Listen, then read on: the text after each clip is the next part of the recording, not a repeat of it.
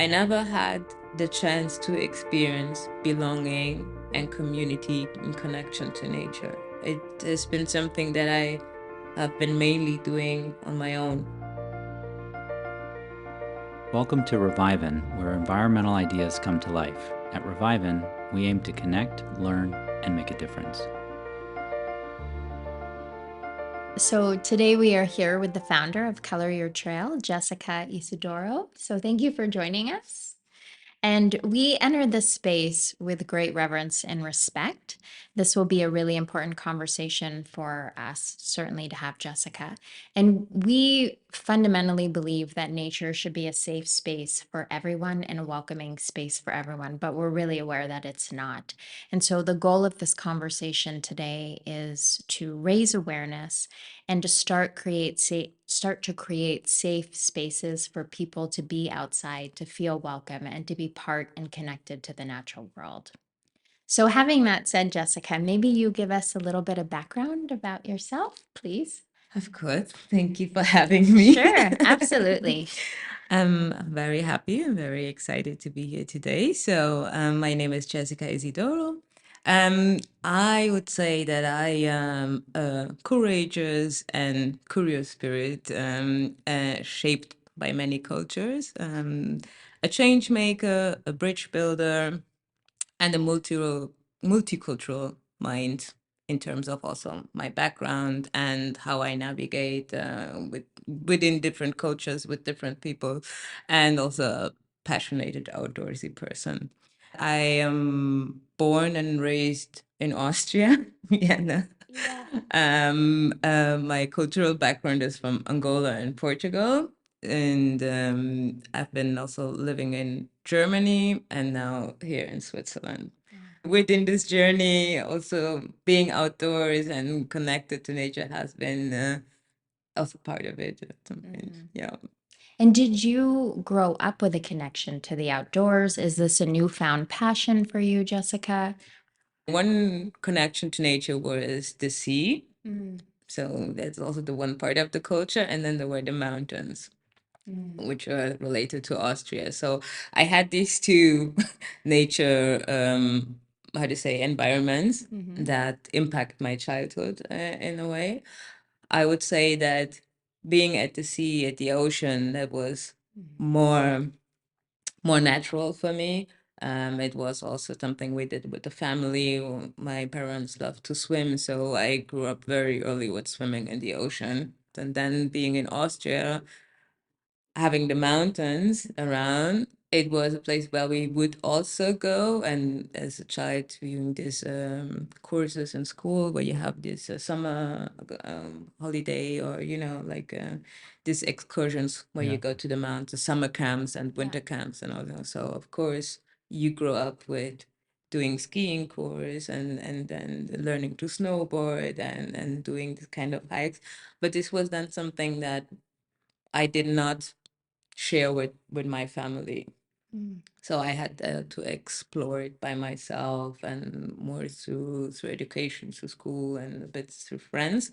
And it was a bit of a discomfort area already, because it started already there to see like, okay, you are the only Black person here, in the group, but these are your classmates. You grow up with them, you do everything, but you notice or that something is different. And I find it quite interesting to see like, yes, so when asking me this question, yeah, I have been in contact with nature since childhood, but realizing that already there were two places, one that feels familiar and comfortable, and the other one that was very close by, and I find it very exciting and challenging also when you see the mountains, right? I mean, this is something, it's always like a huge respect, and it's just like, wow, and the cold, and it gave me a different sensation also being in this space.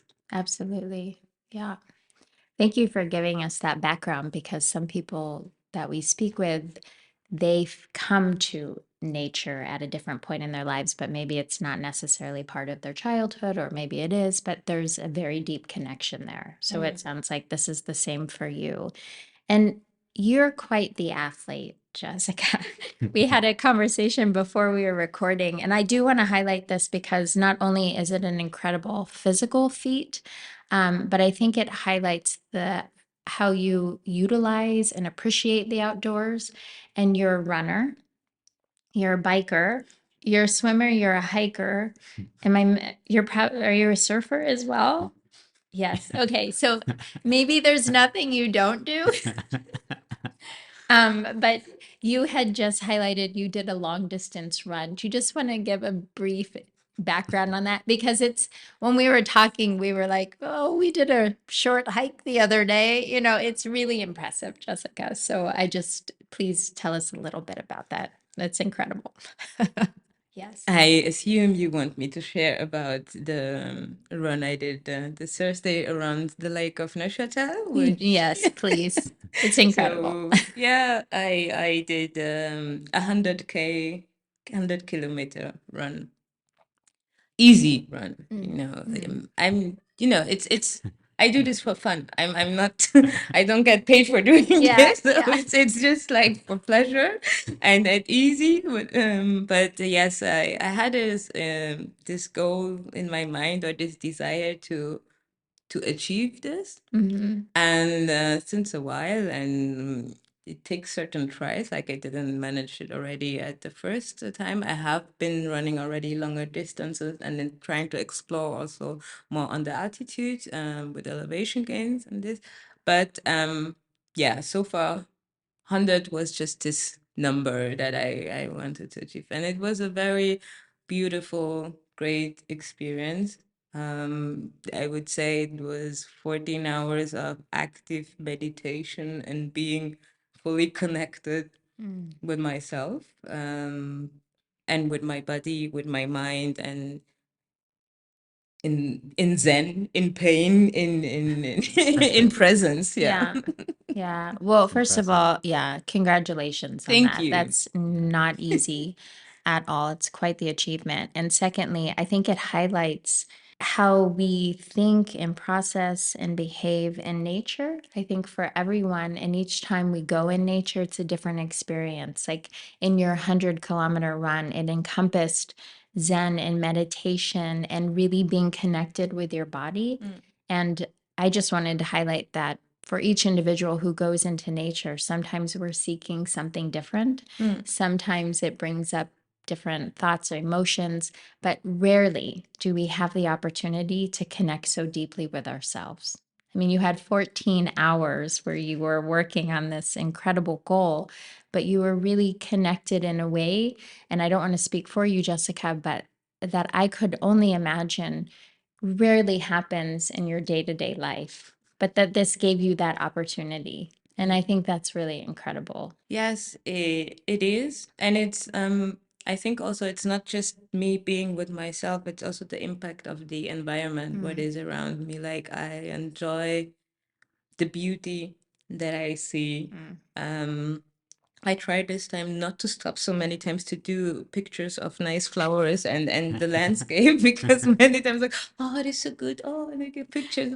So I really wanted to be focused, but I realized that it impacts me a lot. And that's also how I started this trail running thing. It was always like, oh, this is nice. Oh, I got to stop here. And then I enjoyed it. I was okay with it because it was not just like, oh, I need to run and push myself. It was like, ah, I'm so happy to just be in this environment right now. And what is the smell? And what is this flower? And look at this. It's just beauty for the eyes, and realizing the impact it has also then what comes back to me, what I integrate from the environment I am and from what I see. Yeah.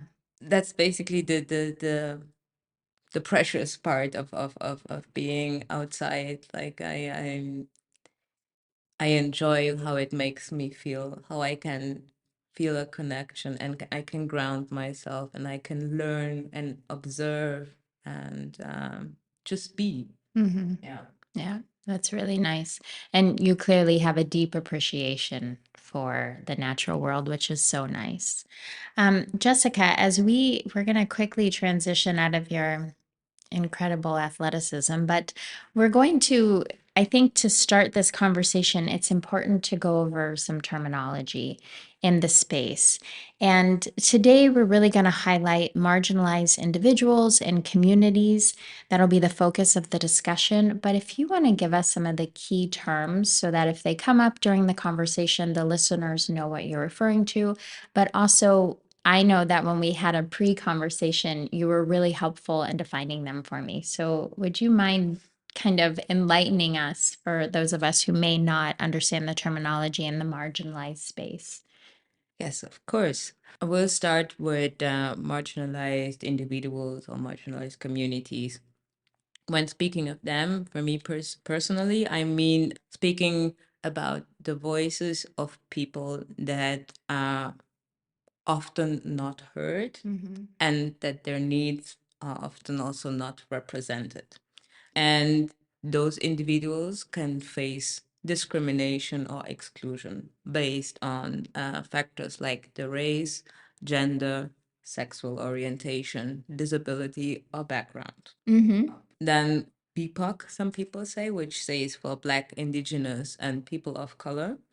What I observed is, or from my understanding, as a Black person myself, I noticed that it is a terminology used mainly in the US environment, especially specific about the indigenous. So there's a dedicated history to that. And in the European context, and also more in the German speaking context, we then use more Black and POC, so Black and people of color. And then there is also the additional or the shorter version, or let's say the umbrella version is POCs, which is people of color. And people of color can be the umbrella definition to say that it includes Black people, it includes Indigenous, it includes Asian people, Latin people, different background. Basically, everyone that based on their looking can face discrimination. And again, this is an umbrella definition that is used, I would say, in Europe or in the German speaking or English speaking areas to describe that. Yeah. Yeah. And I thank you for defining those terms because when we had that conversation, there were some very basic, maybe questions that I had for you, but you were really good at explaining it to me. So thank you for that. And I think that just will help lay a foundation for our listener. But I think it's also important to note that sometimes we also have marginalized people with issues we don't see, whether it's a disability we had spoken about. Also, sometimes women can be considered marginalized because they may not necessarily feel safe in spaces without being in groups, without being accompanied by men. So, this is all really important context. So, thank you. Yeah. Exactly. And that's also why I find it important, yeah, to highlight also marginalized individuals, because the point is you don't see much of them in the outdoors, right? There's a certain way how the outdoors is represented. My dedication somehow, my wish with Color Your Trail is maybe to highlight that and give them space.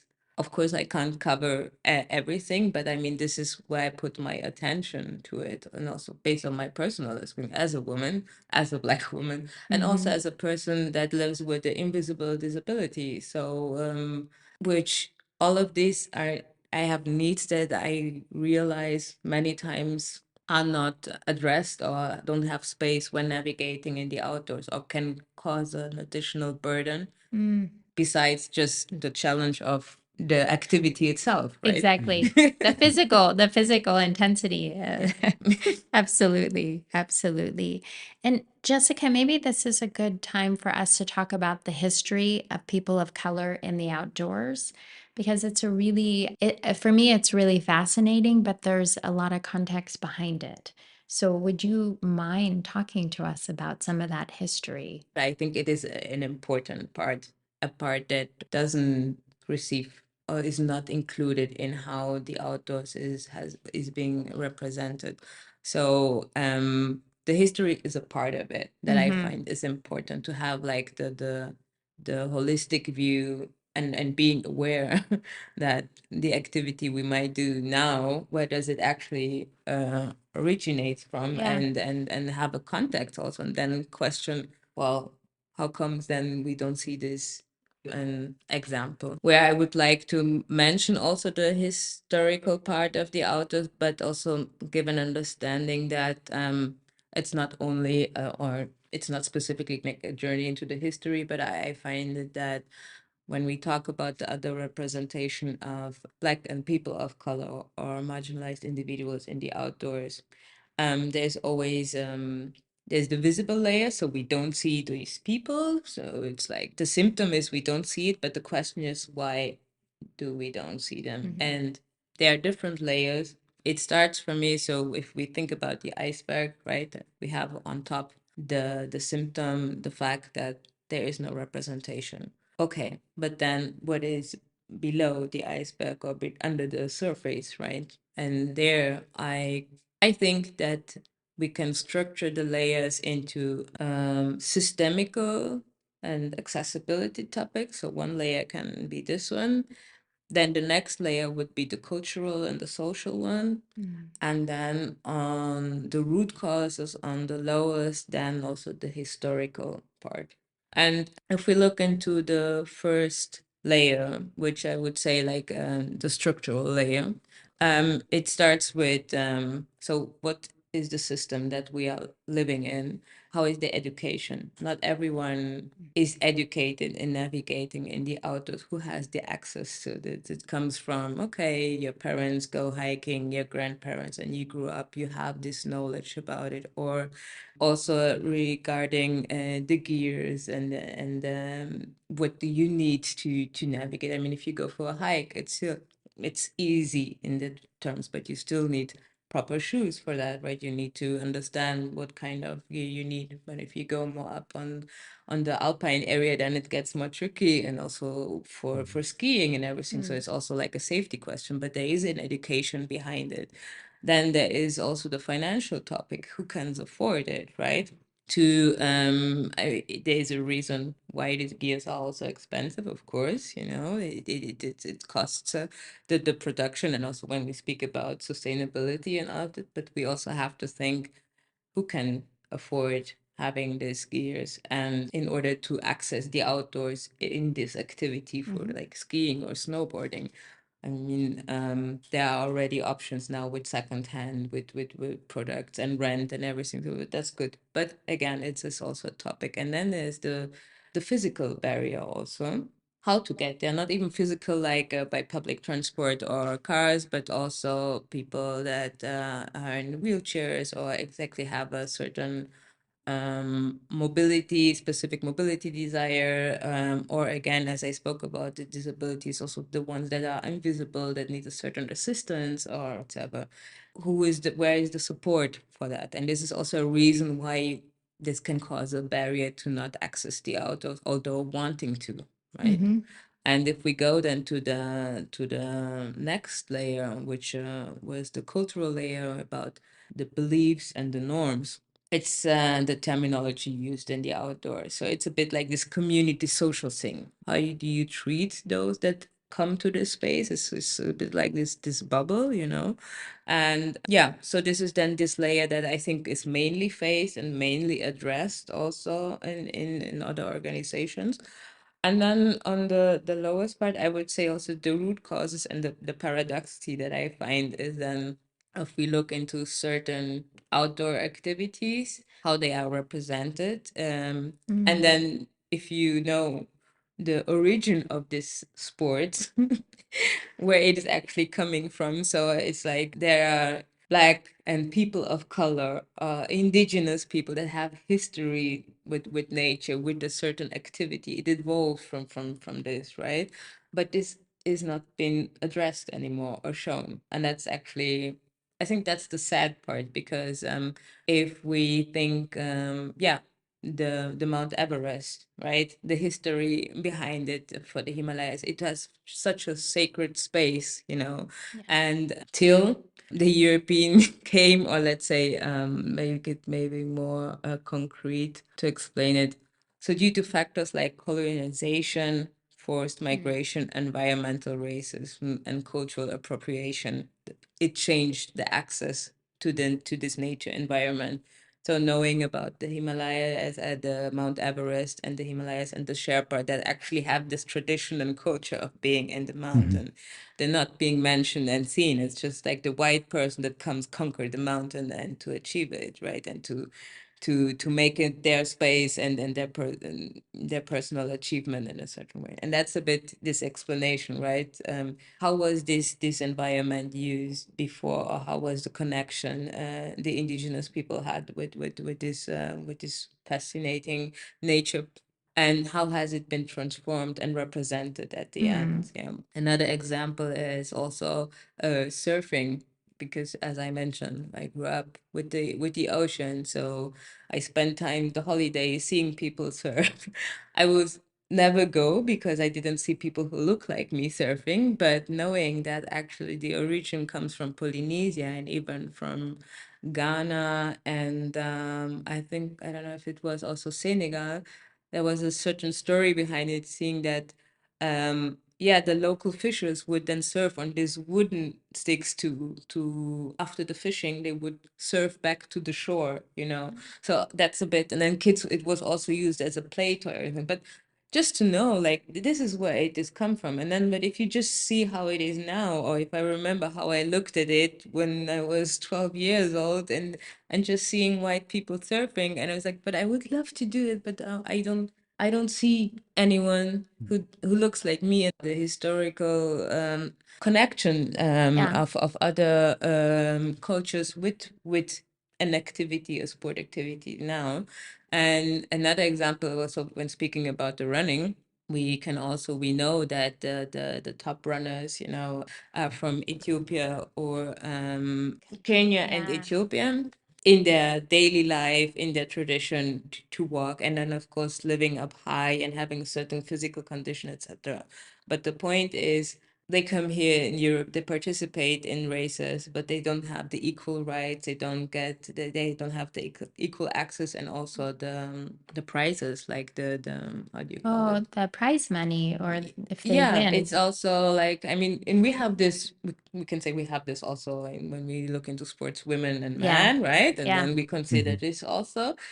So there is not the same access given, and on the other side, the inclusion into this, into this industry, or let's say into the sport, is not the same. The sad thing is that it's not it doesn't show the whole picture, right? And belonging or inclusion is not given in that phase. So just to come back to this historical question, I find it personally interesting for me. I remember when I was young, when I understood, like at that time there was no chat GPT and all of this, right? And even Google was a little bit in a different way to use. But when I found out about the history of certain activities, and it did something to me, it impacted also how I navigated then outdoors. And it gave me that feeling of belonging that I couldn't face just by seeing what I saw. Yeah. I think the history for most topics is really important, but this one in particular. And I look at a lot of things like puzzles, and this is a big part of a puzzle for barriers to entry and outdoor space, and for marginalized communities to feel like they're included. But from the historical context, this was a very natural way of living for a very long time. So I think that's really important. And I Yeah, know, I think just to add, it is yeah, the fact of nature was home for these cultures, yes, and not just a place to be conquered. And it's like we belonged, we always belonged to nature, exactly. and suddenly we are excluded from it, or Yeah. because of where we are living or growing up through all the circumstances of life, we suddenly are not anymore part of it, and we need to redefine it and actually ask for the access Yeah. to it. Which is for me really sad, because nature really is our home. It's everybody's home. It's where we evolved from, it's where we go back to. So it feels like it should be very open to everyone. but clearly it's not. Mm. And I think you highlighted two important points that I just wanted to state is that for years we have been enamored with the Sherpa community and the true athleticism that these individuals maintain, the what they're able to achieve without, like you said, this conquering mentality. For us, those are the true athletes on in the Himalayas, in climbing Everest, summiting Everest. And there was a film we watched with Hillary Nelson, and at the end, the Sherpas all came on and they said they introduced themselves, but most of them have been to what is it, 24,000 feet or the highest mountains in the world. But most of them had been so many times. And it seemed almost second nature to them. And I'm not saying it's easy for them, but it was really beautiful that this film gave them, even if it was a small portion. I would have liked to see just a film exclusively about their lives and their stories, but just to highlight the athleticism and the, I'm sure, sacrifices they make to help assist others. And for us, those are the real, I guess, heroes of the mountain, because also they enter the space with such reverence and such respect. And it's really seen as Mother Earth and protecting it. And I think that's absolutely beautiful. And then the last piece I just wanted to highlight was there was a podcast I was listening to, which we'll include in the show notes, but it was an Outside Magazine podcast. And they were highlighting the history of surfing.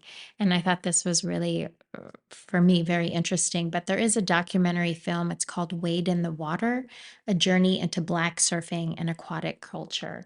And it dates back, I think, 1,000-year-old tradition. So I think I'm really happy to see some of this history emerging now and really getting more space and time, because the historical context is just really important to this.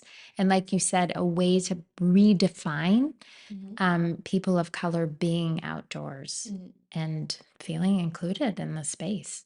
Yes. From this idea with my brother that then transformed to making Color Your Trail a collaborative networking platform where you can basically find organizations in the DACH region. So for Austria, Germany, and Switzerland that do activities connected to the outdoors. And you would have the calendar. You can see when there is the next activity. You can see the organization and then basically get linked to their website and to their program. And also they are being represented on social media, basically. For Color Your Trail, when I think about saying that I want to make it easily accessible, the simplicity on accessing the outdoors, etc. I just feel like that there is two perspectives that need to be considered when wanting to change something is the inner work and the outer work. So it is to look inside the organizations, really to see like how are they set up and how is the CSR strategy or whatever, but which is the real impact they want to have, and then to also do it in the outside, right? That we always need to consider these two perspectives. And also for Color Your Trail, when wanting to develop our vision, we also the inner work is also to rethink the patterns. I was like, oh no, this is not a space accessible for us. Oh no, I cannot do this, and to focus also on what the beliefs that are very deep rooted in us when it's about the connection to the outdoors. So we need to consider this, and then with considering the inner work, or like the approaching what is the thinking about it, achieving that people then feel comfortable to access the outdoors. So that was something that I felt important to mention, that in these approaches we need to consider the inner and the outer work that needs to be done and needs to be looked at. Do you compare it to the iceberg model on how certain points are being addressed to help resolve some of those? Yes, I would say that after the iceberg model, and when speaking about what can industry partners or allies or etc. do, Mm-hmm. That I feel like the consideration of looking inside, and it can be also you look inside, what is your privilege that you have, and reflect how you approach it. And then when you ask me what is the impact you can do outside, it's only possible if you are aware of what is inside you, which privilege you have, and then how can you support other voices to strengthen and to access it. So I feel like it fits everywhere. I don't know how to specifically say it. I just trust that it needs this both approaches. Mm-hmm. No, I think that's important on so many levels. Yeah. Yeah. And I think you did a good job of talking about the barriers with the iceberg model, Jessyca. But is there anything else about barriers for people of color, marginalized communities to not only getting out there? You talk about something which is really a big piece of this is that recreational sport outside is remarkably expensive. I mean, anyone skiing in Switzerland, you have to have disposable income, and not everybody has that. So, I know that that's certainly one barrier. Education is a barrier, but are there any other barriers that we didn't cover that you think are important to talk about? I think in this iceberg model, it actually, on a theoretical level, explains Mm-hmm. it all. And then there's still these unspoken things, these nuances, right? Yeah. That also exist. And I mean, I can share an example I used also for the pitch. I pitched at the ISPO last year for Color Your Trail. I also shared this story at the Outdoor Impact Summit in Munich last week because I think it maybe helps a bit to get away from the theory, and yeah, you always have this hot situation, this moment, like after the activity, you finally want to achieve this place, and you want to have your drink, your lemonade, your rush tea, and you name it, your panache, just to reward yourself for the conquer, and you Yeah. did, and you're like, oh, I can't. This mainly you have it like already on your hat, well, finally when I get, I'm gonna order this and I'm gonna do that and eat it. All this. So the mountain hat example, it's always like this moment of pause and arriving and of, oh, yeah. And for me, when I go trail running, any other outdoor activity, it's actually the hardest or the challenging part. So it's already having the physical challenge by, I don't know, spending hours of climbing up to a mountain, I don't know, with a 1,000 elevation gain or something. And then I arrive there, I know I need to refill my water and everything. And I would also love to, yeah, to have a drink, and a nice chat and everything.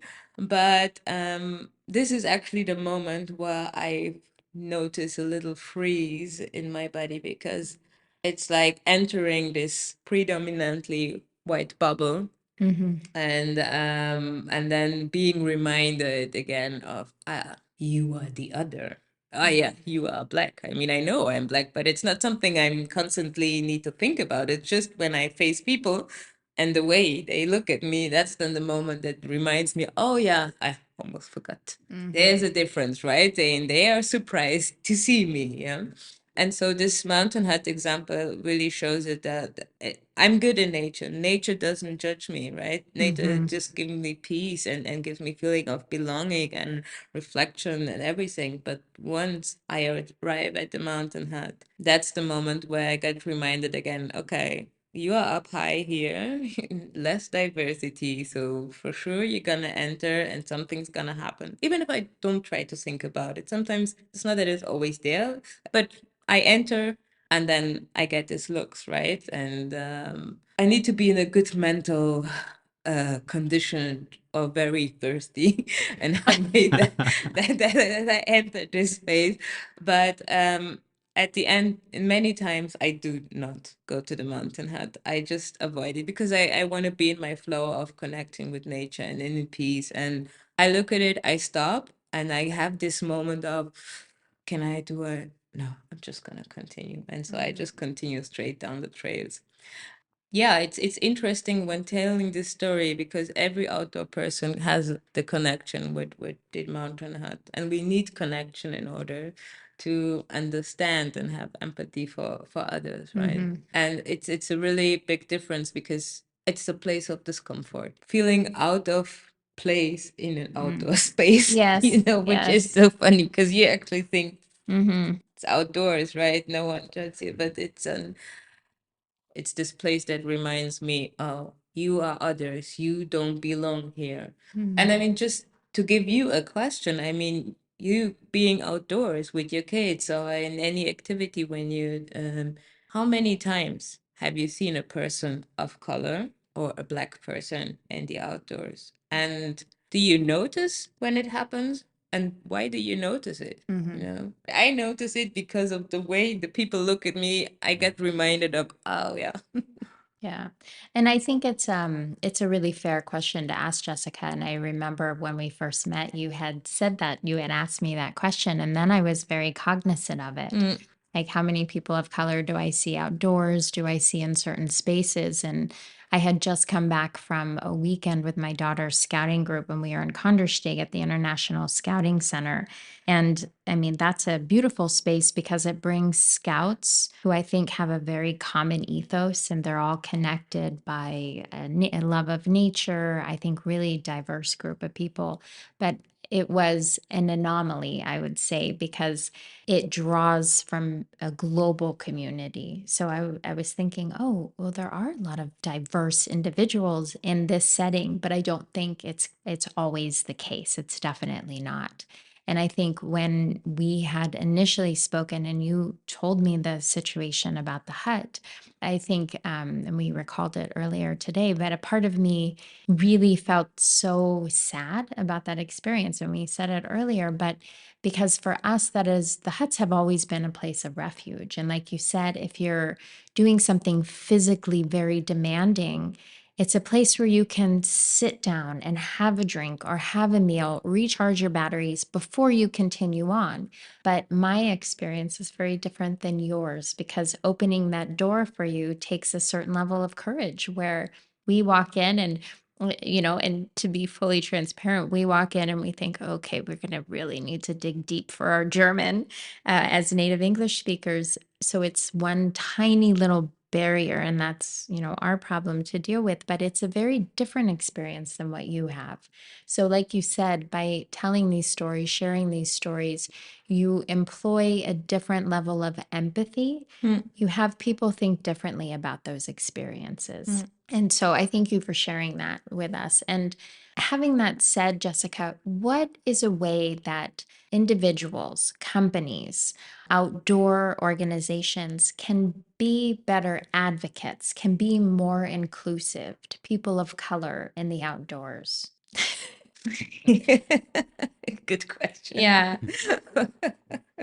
I mean, if you want me to say, I know you had earlier said, and I think this is so important, is to not just try to represent people in images or pictures, but include people in conversations, in dialogue, in product development, because there are different needs of different communities, whether it's someone who's disabled, a woman obviously wears different clothing than men do. It fits different. So Body size, a different body size exactly. also. Yeah.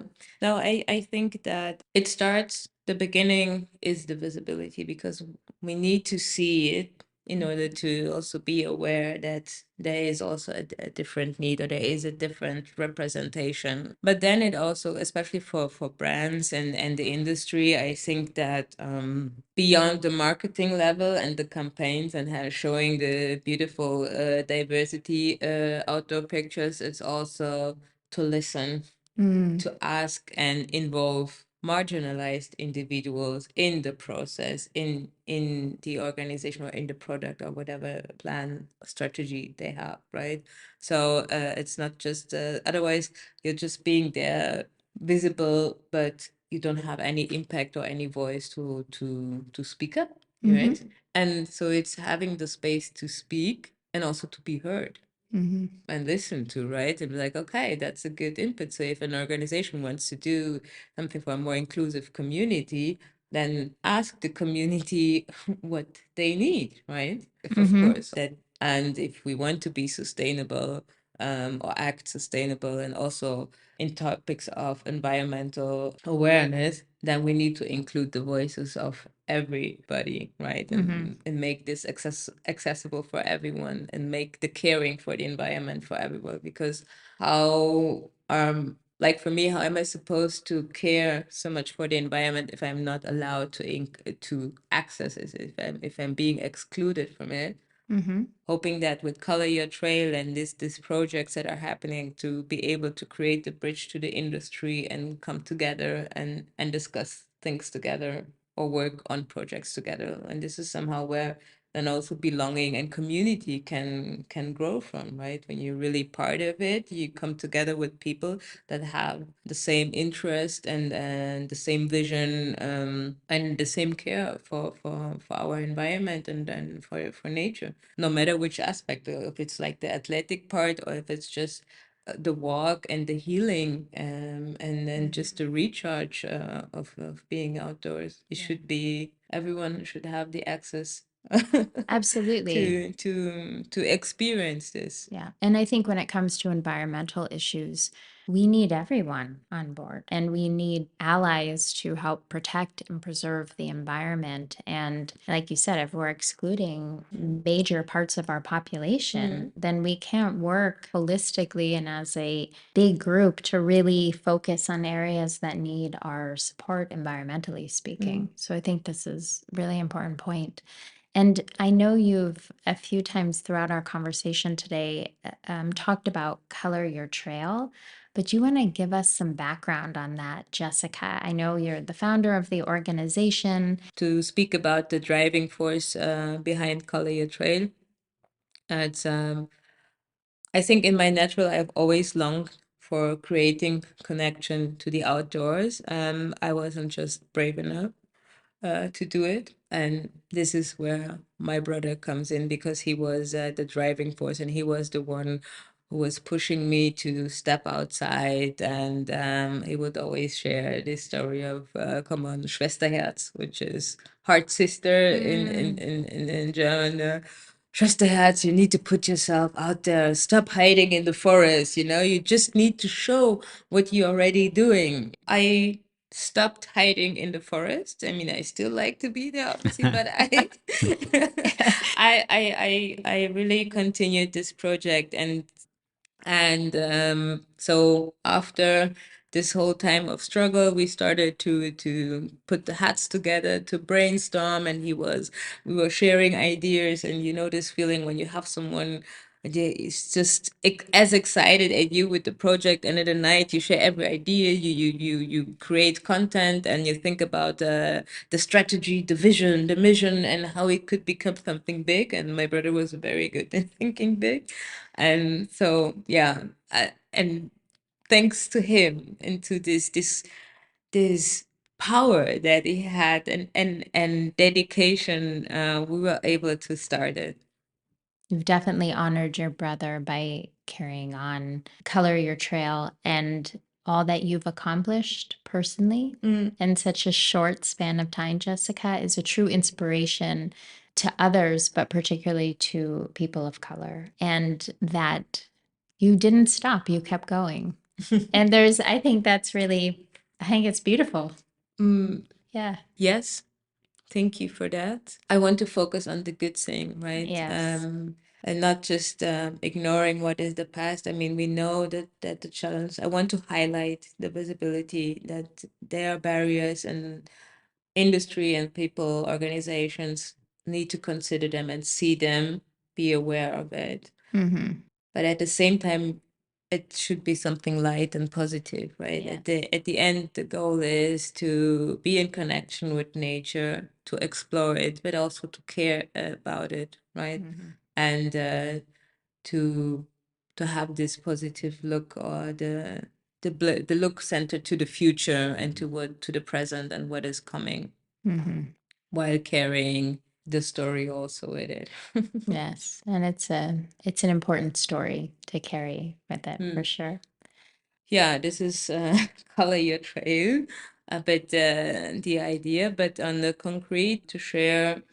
So based on the circumstances, we had the idea to, build communities, doing our outdoor thing and doing events, bringing people together and making the outdoors easily accessible, and the understanding it doesn't need to be so complicated and hours of traveling. It's just, okay, we help you. It can be just a walk. It can be just renting bikes and doing a little trip. It doesn't need to be this extreme sport.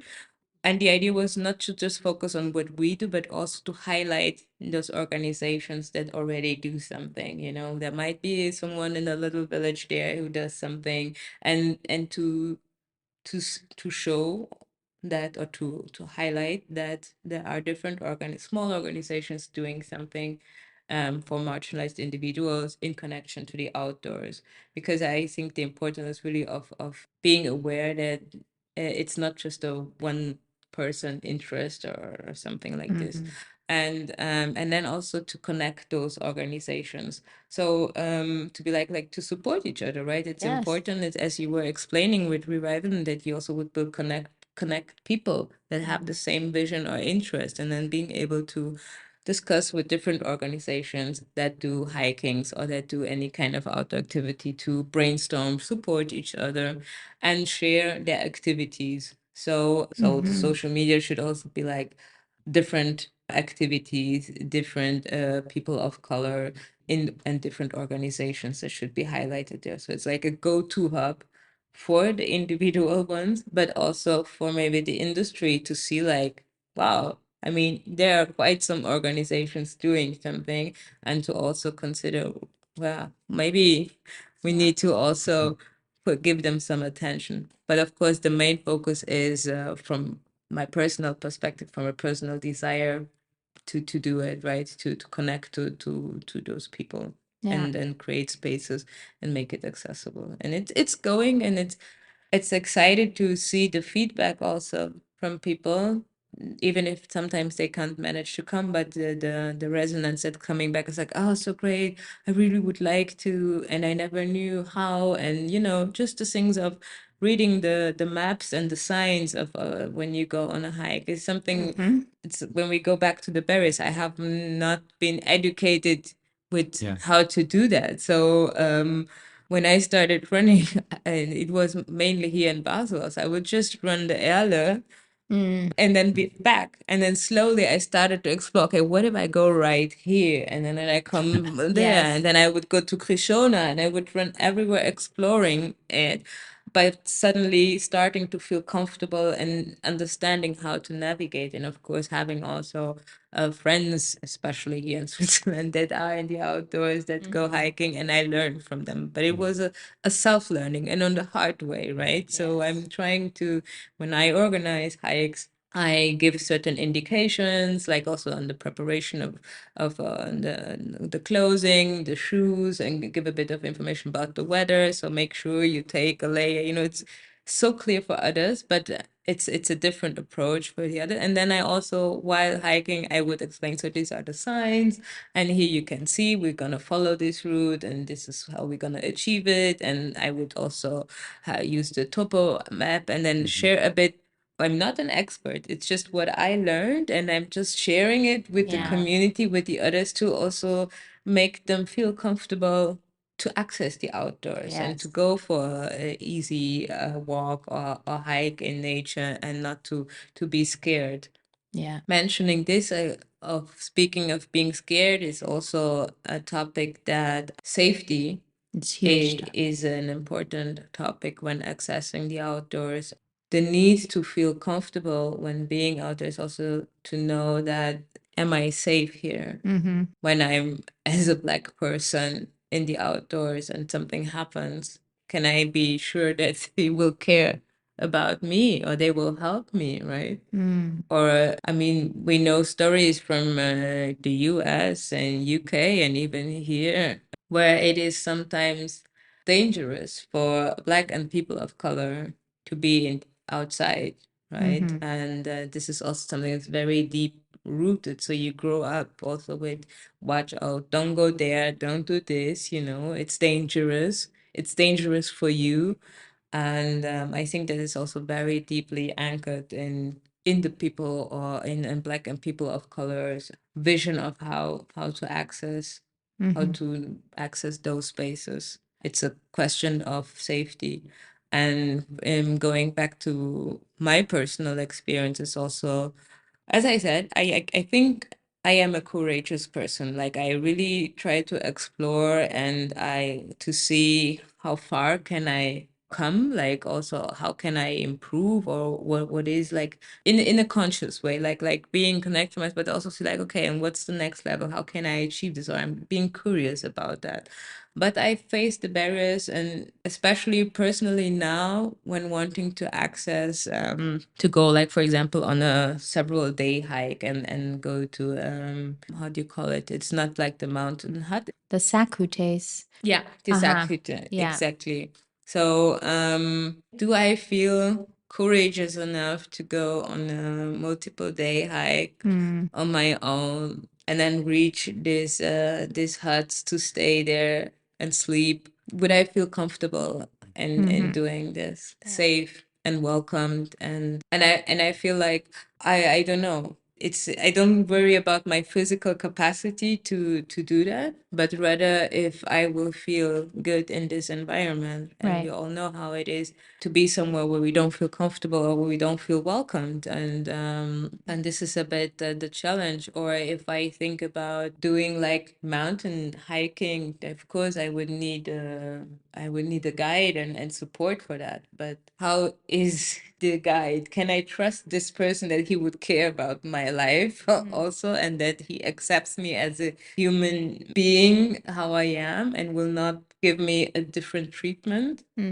These are, valid questions. And I commend you on continuing Color Your Trail. And I think it's a beautiful legacy to your brother in terms of building your community and encouraging people of color to be outside. And I think there's power in numbers, Jessyca. Like, and there's something to be said when you are in a community and you have, not only do I think it's safer, but I also think you have such beautiful conversations, beautiful experiences that you can relate with people. And it sounds like Color Your Trail, you're working hard on the visibility side of connecting people to the outdoors. So it's more visible for others who want to spend time in that space, but then also creating a true sense of community where people feel very comfortable with each other and they feel safe in these spaces because there's a group. Yeah, I think the experiences that I've had in group settings have been very rewarding because you can share that experience. And I think Color Your Trail has a very strong future in the DOC region. As you said, it's something you want to expand on. And I think there's a lot of inspiration in what you're doing and getting more people to feel comfortable outside because Yeah. it's such a, like you said, in Switzerland, particularly, like we live in a really beautiful country. And to deny that beauty and that experience and that accessibility to people or for people to not feel comfortable, it makes me really sad because it should be a space that everyone feels comfortable. It's like going home and it should feel that way for everyone. Yes, and still, it's like I think it's also the representation of, I mean, we know we live in diverse societies. We know by the population, how many percentage that we have, maybe a third of two-thirds of people with a migration background living here.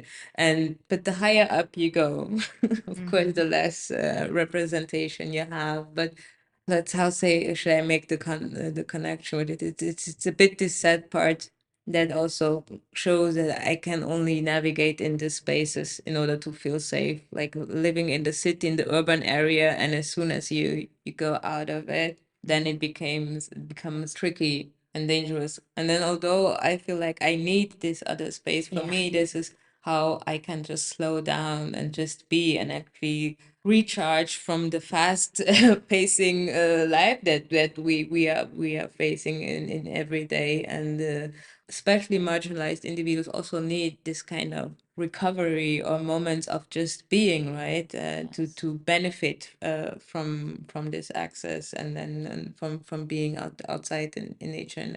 And that's something where I also think about the caring, the mental health, or the well-being of individuals, that everyone should have access to well-being, Yes. especially when Mhm. it's free to go outdoors, right? Yes. Because we all need to unwind and to recharge and to heal, and or to just have fun outside, Yeah. and all these elements that we can explore. Yeah, it's beautiful. And it's like you said, it's free. It should be accessible for a lot of people. Either they can walk out their backyard, even if they're in urban settings. Switzerland does a good job of preservation of green space. But, there's also some people who just don't have access to green space at all. And so they have to go a little bit further. And maybe it's a very different environment, a very uncomfortable environment for them. But And I also wanted to add that for Color Your Trail, like as I mentioned, the easiness, the simplicity, and access is, of course, I'm not gonna do challenging things as I do yes. when I'm on my own.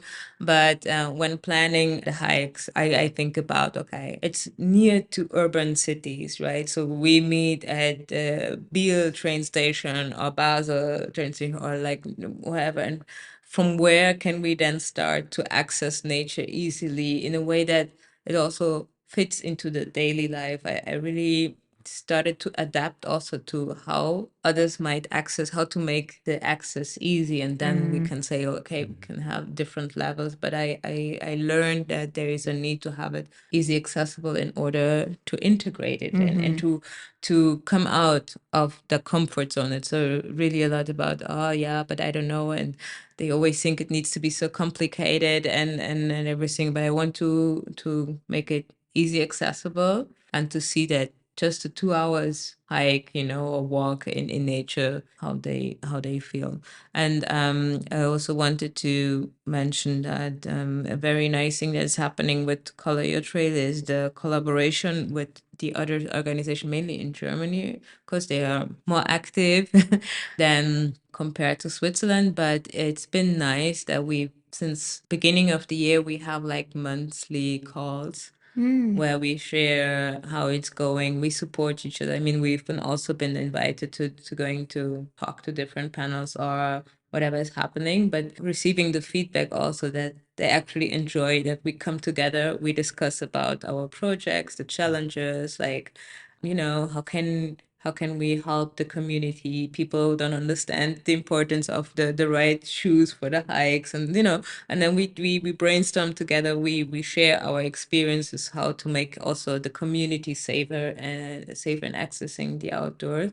And that's also then a part where industry partners and brands could help, of course, because we've been also saying that we're happy for collaborations, for goods, material testing, where we can also share the knowledge and educate the community by being able to get a product, to test it and speak about it, and so make the others understand what is the difference about hiking shoes, right? And why you shouldn't just go with the sneakers. Sometimes it's just a very basic thing that is clear for everyone in the outdoors, but we're trying really to think about, we understand our level is different, but there are also people who have really no idea about it, and we have to just make it simple, accessible, and understandable also. I think that collaboration sounds phenomenal, particularly if it's something we say at Revive, and collaborating with other communities that are maybe like-minded but want to be more educated in particular areas, and how we can the knowledge share is so important in these spaces. Maybe Germany is a little bit more established or a little bit further along in the journey, but that knowledge is so beneficial to what you're trying to accomplish in Switzerland. Yeah. So there's real power in collaboration. I think Yeah. that's so important. It Yeah. is. Yeah. And also to give back, because if you think about that, the experience that you have been making hiking with kids, and when you meet other parents with kids, I mean, or having kids, you navigate differently through the outdoors. You have this sense, you look, okay, could we do this? How do we Yes. get there? How is it accessible? How is it safe? Where do we have breaks and everything? And I mean, if you consider the impact that it has and how you think by accessing it, and how it is also when you meet other parents and you speak about it. There is a certain connection and the Yes. sharing that comes. And when you don't experience it, it's kind of lonely also. Exactly. Yeah. Exactly. Yeah. And now I think as you go along in the journey, you evolve and you appreciate different aspects. When we see parents, for example, like you said, on the trail, we sometimes we're like, oh, we're not the only ones who had children who had meltdowns, or oh, they are experiencing this too, or maybe we could help them, or maybe they don't know how to read a trail marker. And this is where we could provide a little bit of context. So, yeah, I think it's a big piece of it. So, Jessyca, we're going to enter the rapid fire round. And our first question is, do you have a book recommendation, a book that you enjoyed reading? So many. Yeah, so many. But It's hard. It's a hard question. no, but actually, I tried thinking about a book that inspired me. Was The Gilded Ones. It's a book from Namina Forna. She is an author from Sierra Leone. Okay. And I found it interesting because it was a fantasy story about a tribe, of a female tribe, and it just was a book that I could just dive into a completely different world. And I think they had like three different series that she made. I read them all, and I thought I'm not a fantasy person, but it felt so good to just dive into a different story. And it was so empowering because it was this tribe of women, and it had a mix of African cultures, but also very paradox how to say characters and then people, and I really love that one. Oh, that's good. Yeah, it's nice to have an escape. Yeah, I didn't want to share like another running book or Yeah. like all these systemic books and a lot of inspiration. We constantly our brain is Yes. constantly working, but in connection to the outdoor, where I need stuff to unwind, I also sometimes find it difficult to find something to read where I really can just have a break from everything. And that was a very important book. Yeah. Oh, that's good. That's excellent. Um, and my next question, which you really touched on so beautifully in the beginning, I think particularly when you were talking about your 100-kilometer run, but what do the outdoors mean to you? You just have so many beautiful insights, but Well, the outdoors is for me just a place also with a huge respect, and a place where I can be and become. I can just be myself and feel, but I can also learn a lot in interaction with nature, navigating in nature activities about myself, overcoming fears, also trust and confidence. So that's why it's where I can be and where I have also become. yes. And our final question today is, do you believe that one person has the power to impart positive change? I think it can start with one person, and it needs a community. Like we need support systems in order to have also a long lasting positive impact. That's excellent. So, if someone listens to this, Jessyca, today, and they'd like to connect or find Color Your Trail, or maybe they're with an organization or a brand, how do people reach you? You can reach me, of course, via social media. Like we have the Instagram page, we have a website, also coloryourtrail.com. The email is hello@coloryourtrail.com. And I also have the LinkedIn profile as well for Color Your Trail. It's also my professional one. So I made sure that I am reachable. Perfect. And I'm always happy to connect and feel happy if people reach out, organizations or individuals that have ideas and want to work together. That's great. And it's Color, Colour. your trail. Well, Jessyca, thank you for your time Thank today. you. Thank you for sharing your honesty, your humility, your love of the outdoors, your incredible athleticism, I would say you're even hope for the future of connecting, creating community and visibility in the outdoor space for marginalized communities, and certainly for the work you're doing at Color Your Trail. So thank you. Thank you so much Yes. for having me. Thank you both. Anytime. We hope you have enjoyed this episode. Don't forget to be awesome and share this podcast with your friends. Click subscribe, rate, and review. Do you have a story to tell? An organization you'd like to tell the world about? We love to hear from you and our global community. So please get in touch with us at reviven.com. That's REVYVEN.com. Or send us an email at reviven.com@gmail.com.